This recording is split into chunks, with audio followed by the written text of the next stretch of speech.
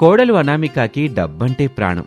ప్రతి నెల మొదటి తారీఖున భర్త రమేష్ తీసుకొచ్చే శాలరీని, 2వ తారీఖున మావగారు ప్రసాద్ తీసుకొచ్చే జీతాన్ని ఎంతో సంతోషపడుతూ తీసుకుంటుంది. అదే డబ్బుల్ని తిరిగి ఖర్చు చేయాలంటే మాత్రం తన ఒంట్లో నుంచి టన్నుల కొద్దీ రక్తాన్ని ఎవరో బలవంతంగా తీసుకుంటున్నట్టు తెగ ఫీల్ అవుతూ ఉంటుంది. అనామిక పరమ పిసినారి అని మీకు అర్థమైంది కదా. ఒక రోజున, కాళ్ళ ఒక షాంపూ ఉంటే ఎత్తావా, తలంటు పూసుకుంటాను. అదేంటత్తయ్య, మొన్ననే కదా ₹1 షాంపూ ఇచ్చాను, అప్పుడైపోయిందా? ఏంటే నువ్వు ₹1 షాంపూ ఇచ్చి 5 రోజులయ్యింది. ఆ ఒక్కరోజు అది కూడా నా జుట్టుకి సరిగ్గా సరిపోలా. తెల్లారడిగితే ఇట్టాగే ఏడుస్తావని ఈ 4 రోజులు ఓపిక పట్టా. నా జుట్టు చూడు, 4 రోజులుగా తలస్నానం లేకుండా ఎట్టాగుందాం. సరే సరే అత్తయ్య, ఇప్పుడు ఇంకో ₹1 షాంపూ ఇస్తాను, ఇంకో 5 రోజుల వరకు షాంపూ అంటూ నన్ను అడగొద్దు అని అనామిక వెళ్ళిపోయింది. శారదకి నవ్వాలో ఏడవాలో అర్థం కాలేదు. అలా బిక్కముఖం వేసుకుని చూస్తూ ఉంటుంది. ఇంతలో చిరిగిపోయిన బనియన్ పట్టుకుని ప్రసాద్ అక్కడికొచ్చాడు. ఏమోయ్ శారదా, ఏంటి చెప్పండి. ఈ చిరిగిపోయిన నా బనియన్ గురించి కోడలికి చెప్పావా లేదా? 5 రోజులకే ₹1 షాంపూ ఎట్ట అయిపోతుంది అత్తయ్య అంటూ నాకు ఇప్పటి వరకు పెద్ద క్లాస్ తీసుకుంది. ఇప్పుడు నేను మీ ₹100 బనియన్ గురించి అడిగితే నాకు రావాల్సిన ₹1 షాంపూ రాదు, తిరిగి వెళ్ళిపోద్ది. 5 నిమిషాలు ఓపిక పట్టండి. 5 నిమిషాలు ఓపిక పడితే అద్భుతాలు చేస్తావా ఏంటి? మీకు బనియన్ కావాలా వద్దా? కావాలి శారదా అని ప్రసాద్ చెప్తూ ఉండగానే అనామిక ₹1 షాంపూ తీసుకొచ్చి శారద చేతిలో పెట్టింది. ప్రసాద్ చేతిలోని చిరిగిన బనియన్ను చూసింది, కానీ ఏమీ మాట్లాడకుండా అక్కడి నుంచి వెళ్తూ తనలో తాను, వామ్మో, మావయ్య చేతిలో చినిగిన బనియన్ ఉంది. ఏమైంది మావయ్య అంటే దాన్ని చూపిస్తాడు. కొత్త బనియన్ కొనివ్వమని అడుగుతాడు. దానికి ₹100 ఖర్చు పెట్టాలి. అది నా వల్ల కాదు, అందుకే చూసినా చూడనట్టుగా వచ్చేసాను. నా ₹100 నా దగ్గరే భద్రంగా ఉన్నాయి అనుకుంటూ సంతోషంగా తన గదిలోకి వెళ్ళింది. అలా రోజులు గడుస్తున్నాయి. అనామిక పిసినారితనానికి ఇంట్లో వాళ్లంతా అలవాటు పడ్డారు. ఏదైనా కొనాలంటే 3 సార్లు ఆలోచించేవారు. ఎందుకంటే అడిగిన వెంటనే ఇచ్చే రకం అనామిక కాదు.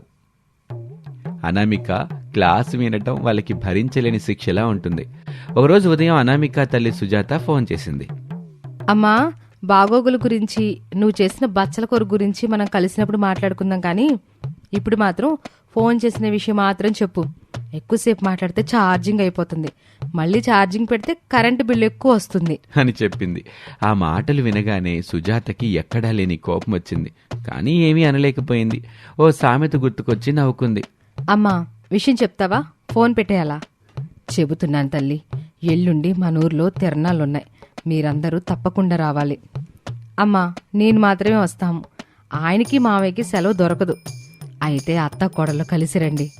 రెండని బాగానే చెప్తావు, ఛార్జీలకు డబ్బులు ఎవరిస్తారు? నేనిస్తానులే తల్లి, అందరూ రండి అని ఫోన్ పెట్టేసింది సుజాత. అనామిక తనలో తాను, బస్సులో వెళ్తే ₹150, ఆటోలో వెళ్తే మరో 100. అయ్యో, డబ్బులు ఖర్చు అవుతున్నాయే అని కొద్దిసేపు ఆలోచించింది. మళ్ళీ తనలో తాను, సరే ఖర్చైనా పర్వాలేదు, అమ్మ ఏదైనా చీర బంగారం ఇస్తే ఈ ఖర్చు మొత్తం తిరిగి వచ్చేస్తుందిలే అనుకుని తనకు తాను సర్ది చెప్పుకుంది. 2వ రోజున సర్దుకోవటం మొదలుపెట్టింది. రమేష్ చూసి అడిగాడు, ఎక్కడికనామిక బట్టలు సర్దుకుంటున్నావు? మా అమ్మ వాళ్ళ ఇంటికి వెళ్తున్నాను, ఊర్లో తిరణాలున్నాయని చెప్పింది, ఒక 2 రోజులు ఉండొస్తాను. నాకు నాన్నకి చెప్తే మేం కూడా ఓ 2 రోజులు సెలవు పెట్టేవాళ్ళం కదా. వచ్చే నెల జీతంలో 2 రోజులు డబ్బులు కట్టు కావద్దని నేను చెప్పలేదు, హాల్లోకి పదండి అని అనామిక ఆ పెట్టె తీసుకుని హాల్లోకి వచ్చింది. రమేష్ కూడా వచ్చాడు. అత్తయ్య, మావయ్య అని అత్తామావని పిలిచింది. వాళ్ళిద్దరూ హాల్లోకొచ్చారు. అత్తయ్య, నేను 2 రోజులు ఊరికెళ్తున్నాను అని చెప్పగానే శారదా ప్రసాదులు ముఖాలు సంతోషంగా వెలిగిపోయాయి. ఈ 2 రోజులు ఇంట్లో ఎవరు అనవసర ఖర్చు చేయకూడదు. అనవసరమైన ఖర్చు అంటే ఏంటి కోళ్ళ? పాలు పొంగిపోకూడదు, కరెంటు వృధా కాకూడదు, ఫ్యాన్ ఖాళీగా తిరగొద్దు, గ్యాస్ మీద పాత్ర పెట్టి మర్చిపోవద్దు, పక్కింటి వాళ్ళు ఎవరైనా ఏదైనా అడిగితే ఇవ్వొద్దు, చుట్టాలు ఫోన్ చేసి అడిగితే ఊరికి వెళ్తున్నాం అని చెప్పడం మర్చిపోకండి. అట్టాగే కోళ్ళ. అత్తయ్య, ఈ రోజుకి సరిపోయే అన్నం ఉంది, 2 రోజులకు సరిపడా పచ్చడి చేశాను. అలాగే 2 రోజులకి 4 పూటలకి సరిపడా బియ్యాన్ని కూడా వంటగదిలో పెట్టాను. పచ్చడితో 2 రోజులు తినండి, కొత్తగా ఏమీ వండొద్దు. ఏంటమ్మా 2 రోజులు పచ్చడితో తినాలా? ఫ్రిడ్జ్ ఉందిగా మావయ్య, మిగిలిన పచ్చడిని వెంటనే ఫ్రిడ్జ్లో పెట్టుకుంటే సరిపోతుంది. అలా చెప్పాల్సిన సూచనలన్నీ చెప్పేసి చివరికి బీరువా తాళానికి కూడా ఇంకో చిన్న తాళం వేసుకుంది. ఇంట్లో ఎవరూ బీరువా తెరవాల్సిన అవసరం లేదు అని చెప్పి వెళ్ళిపోయింది. ప్రసాద్ ఒక్కసారిగా గట్టిగా అరిచాడు, శారదా, కాల్ వెళ్ళిపోయింది. అవునండి, పిసినారి కాళ్ళు వెళ్ళిపోయింది. అయితే ఈ రోజు నుంచి 2 రోజుల పాటు మన ఇంట్లో స్వాతంత్ర దినోత్సవమే అని చెప్పగానే శారదా, రమేష్ ఇద్దరూ పెద్దగా నవ్వారు. అనామిక వెళ్ళిన ఆనందంలో ఆ ఇంట్లో జరగబోయే సందడి అంతా ఇంత కాదు. అబ్బా, 2 రోజులైనా ప్రశాంతంగా బతకొచ్చు. నిజమేనండి, ఇన్నాళ్ళకి ఇల్లు ఇల్లులాగా అనిపిస్తుంది. అమ్మా, ఈ 2 రోజులు మీరు ఏం తినాలనుకుంటే అది వండండి. డబ్బుల గురించి అసలు ఆలోచించకండి. శారద ముఖంలో ఆనందం కనిపించింది. నిజంగానా బాబు? అవునమ్మా, ఈరోజు మన ఇంట్లో పండగే. వెంటనే శారద ఒక బుట్ట తీసుకుని మార్కెట్కి బయలుదేరింది. తాజా కూరగాయలు, కేజీ చికెన్, పాలు, పండ్లు, స్వీట్లు అన్నీ కొనుక్కొచ్చింది. ఆహా, ఇన్ని రోజుల తర్వాత ఎంత పెద్ద సంచి కనిపిస్తుంది మన ఇంట్లో. ఈరోజు మీకు ఇష్టమైన చికెన్ కూర చేస్తాను. అలాగే శారద, నాకు మరి పాయసం కూడా కావాలి. అది కూడా చేస్తాను అని కిచెన్లోకి వెళ్ళింది శారద. గంటలోపే ఇల్లంతా వంటల వాసనతో నిండిపోయింది. అప్పుడే అక్కడికి పక్కింటి లక్ష్మి వచ్చింది. ఏమమ్మా శారదా, ఈరోజు మీ ఇంట్లో ఏమైనా శుభకార్యమా? శుభకార్యమే లక్ష్మి, మా కోళ్ళు ఊరెళ్ళింది అని నవ్వుతూ చెప్పింది. ఇక లక్ష్మి కూడా నవ్వుతూ వెళ్ళిపోయింది. ఆ రోజు మధ్యాహ్నం అందరూ కడుపు నిండా భోజనం చేస్తూ ఉంటారు. శారదా, ఈ చికెన్ కూర మాత్రం భలే రుచిగా ఉంది. అవునమ్మా, నాకింకో ముక్కే. ఎంత కావాలంటే అంతేనండి.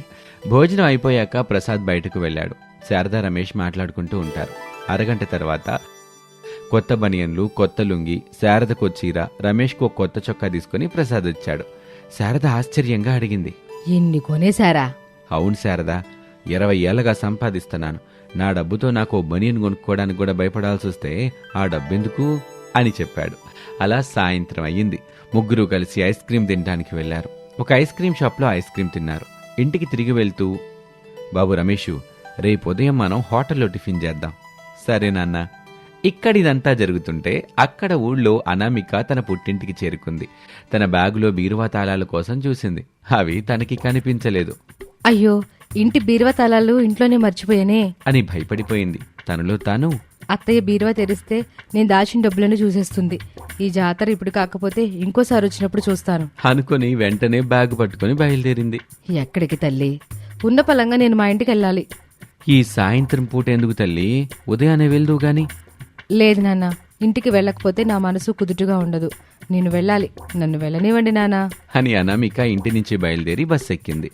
సమయం అలా గడుస్తూ ఉంటుంది. రాత్రికి ఇంటి దగ్గరికి చేరుకుంది. గుమ్మం దగ్గరికి రాగానే ఇంట్లో నవ్వులు వినిపిస్తున్నాయి. అనుమానంగా కిటికీలో నుంచి చూసింది. ప్రసాద్ కొత్త బనియన్ వేసుకుని కూర్చున్నాడు. శారద కొత్త చీర కట్టుకుంది. టేబుల్ మీద స్వీట్లు, పండ్లు, ఐస్ క్రీం కప్పులు, చికెన్ ఎముకలు అన్నీ కనిపించాయి. అనామిక కళ్ళు ఆశ్చర్యంగా పెద్దవయ్యాయి. తనలో తాను, అయ్యో, 2 రోజుల్లో ఇన్ని వేల రూపాయలు ఖర్చు పెట్టేశారా అని అనుకొని కోపంతో తలుపు గట్టిగా తెరిచి లోపలికొచ్చింది. అనామికని చూసి ఇంట్లో ఉన్న వాళ్ళంతా షాక్ అయ్యారు. అత్తయ్య, ఇదంతా ఎవరి అనుమతితో చేశారు? నా అనుమతితోనే కోళ్ళ, నా జీతంతోనే. మీ జీతమా? అవును, నేను సంపాదించిన డబ్బుతో నా భార్యకో చీర, నాకొక బనీను, నా కొడుకు కొత్త చొక్కా కొన్నాను. మేము ముగ్గురం కలిసి ఓ మంచి భోజనం చేశాం. చికెన్ కూడా వండుకున్నాం. ఇందులో తప్పేంటంట? అనామిక నోటి నుంచి మాట రాలేదు.